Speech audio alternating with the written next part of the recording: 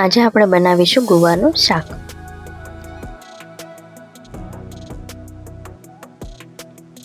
પછી એને ઝીણો ઝીણો સુધારી લઈશું.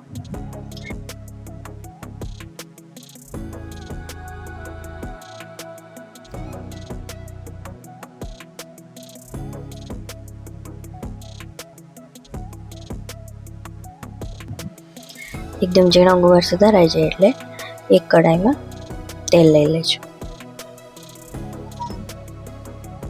પછી એમાં 1 ચમચી રાઈ નાખીશું. છીણેલું લસણ એડ કરીશું.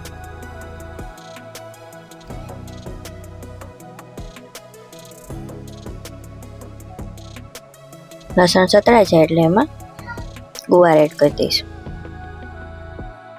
પછી એમાં 1 ચમચી હળદર એડ કરીશું.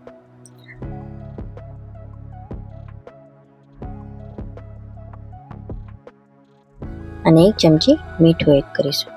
થોડું પાણી નાખીને ગુવારને ચડવા દઈશું.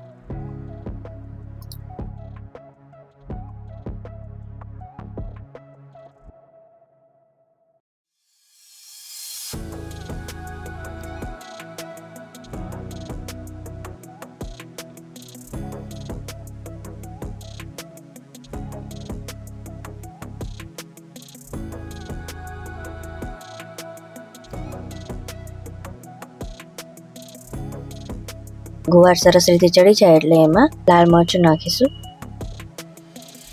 1 ચમચી ગરમ મસાલો નાખીશું.